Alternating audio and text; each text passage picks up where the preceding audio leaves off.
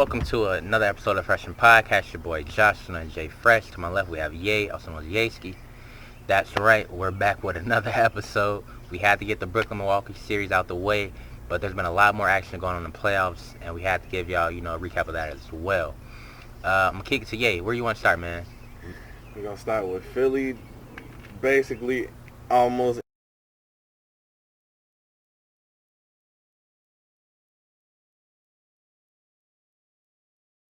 We need to break the process. I feel like the process needs to be broken after this, just for a lot of reasons. I feel a lot of haters coming from Ben Simmons. A lot of reasons, man. But you know what? We just gonna get straight to 124. It doesn't explain the game. The Hawks is up 20 going into halftime, and then into the third quarter they was up as much as 26. But shout out to Philly for coming back. I mean, Embiid gave you 39 and 13, trying to lead the comeback. So Atlanta definitely almost blew that game. Trey gave them 35 and 10, but they role players stepped up tremendously. Bogdan 21, John Collins 21. So they took that game. Before you get too far, I know it's a new episode, but I gotta ask you, how do you feel about Bogdan, knowing that he should have been on your Milwaukee Bucks? Does that hurt to see him kind of just flourish? You know what, it actually does, because that would have actually been a very big turning point in our season. The way he been shooting the ball in the playoffs, it's been lights out. Yeah. But nah, everybody just want to open their mouth. You just couldn't keep your mouth closed, and then next thing you know, now he's. But you know what? We just. Yeah. Let's get back to the series, man. I'm sorry, I didn't mean to pour salt no more, but it's cool, man. That one hurt a little bit, but second game, Sixers took care of business. Embiid came out, led the way. He did his thing, 40. Playing like his MVP. Well, not because he wasn't an MVP, Joker was. But for the most part of the season, we all had Embiid as one of the front runners. Yeah, he was an MVP candidate, yeah. You can say MVP. He was playing MVP-like. He definitely was. So the first two games, Embiid showed up. He showed out, and then this one led to a victory when he dropped 40. Shout out to Shake Milton. 14 points, and they all came in. They all came in the second half.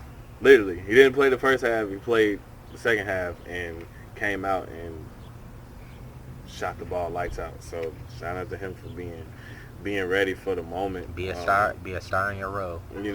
Hey, sometimes your name just get called and you just got to show up. You know what I'm saying? Trae Young.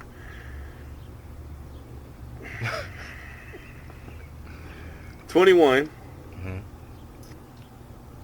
1 for 7 from the 3-point line. 6 for 20 from the field. I'm going to leave that stat right there. I'm not going to say too much more about that. All I have to say is it's a lot of slander on some other players about their efficiency, but all I'm hearing about is ice tray this, ice tray that. But I'm going to let you continue. So he did not help them in any way as far as his efficiency went. I mean, he still gave them 11 assists, but I mean, you have 6 turnovers to offset that 11 assists. So game 2, Philly. Game 3, man, Philly took another one, 127, 111. Another great performance by Embiid. We still not gonna get on Ben Simmons yet. We're not gonna say nothing about but that. wasn't this the game where we received bad news, or was it the next game? Next game. Okay. It was the next okay. game with that one. Another one from Embiid. He came out with 27 this game. A little less than before, 27. But everybody else stepped up. Tobias came through with 22. Then Ben gave us 18 that game. So it was a all around performance for them. Trae Young. Actually shot the ball pretty good this game, actually. 28, but the turnovers was the biggest issue. Your point guard should not have 5 turnovers again. So 2 straight games where he was throwing back-to-back turnovers. You're not going to really win like that. So at this point, I just thought the series was over. Mhm. Philly has the talent, and nope. You're going to go ahead and go to game 2 where Philly blows an 18-point lead. Game 2 or game 3? I'm sorry, game 4. Okay. Actually, this is game 4. Hawks win 103-100, but Philly blew a 18-point lead in the third quarter. The Hawks outscored them 31-20 in the third quarter, and they end up pulling it out. Now, is that more of a knock on the team and the players as far as, you're up and you get laxed and you kind of take your foot off the pedal? Or is that more of a knock on the coaching staff? I would have to say both, because at that point, we're in the playoffs. It's either put up or shut up. Yeah. So there's no way you should be getting laxed and laid back in the playoffs. Yeah. And you got a team like Atlanta who just feed off energy. Yeah. So once you deplete their energy, it's not like they're the KDs and the LeBrons and that got that motivation where it's like, okay, we still can win. Mhm. Once you get them down, it's like it's over with, and you give them that confidence to come back. Now they feel like they can hang with you. So, and the coaching staff as well, because at that point, you got to learn how to make adjustments on the fly. You're supposed to be able to motivate, your players as well to finish the game off as well. So I'm definitely with both of them on that. And B started off hot for the game, and then next thing you know, in the second half, he went 0 for 9 in the second half. So, of course, if your star player is not performing, then it's like you can't really do nothing. But you up 18, you at home, you gotta close that out. Up 18 at home. There's no way they should have gave them life in any sense or way or manner. But, shout out to the Hawks for coming back and fighting. Trae Young gave us 25 and 18 that game. But since you want to talk about efficiency, he shot 8 for 26. So you telling me that's a good thing or a bad Horrible. thing? Okay. Absolutely terrible. Absolutely, All right. absolutely terrible. So, yeah, they pulled that game out, and Atlanta comes right back the next game and wins 109-106. Another comeback. And this time it was 26 points. So it go from 18 to 26. You lose both games where you could have closed this series out. They was up 2-1. These 2 games would have ended it. Yeah. If you would have just closed it out. The Hawks literally outscored them 40-19 in the fourth quarter. You're up 26. Fourth quarter, you get outscored by the Hawks 40-19. Yeah. Double the points you score, basically. 21. Not going to be able to win that way. Like I said, this is all on Philly just losing it. The East was set up perfectly. You got the Bucks and the Nets. Whoever wins that, they taking each other out. So you got a clear shot to the conference finals, and you can't close out the 2 games that you need to close out where you lost the lead in the end. So they came back game 6, 104-99, and tied the series. And now we just go to game 7 where they lose 103-96. And that ended the series right there. The elephant in the room, Ben Simmons didn't attempt a field goal from game 4 to game 7 in the fourth quarter. Didn't attempt a field goal at all. What process should we be trusting at this point? It's like you got a big and you got a big. Somebody got to play out. Embiid is normally the person that's going to play out because Ben Simmons is not going to shoot. But I don't even care that he didn't attempt a jump shot. Mm-hmm. Just being aggressive.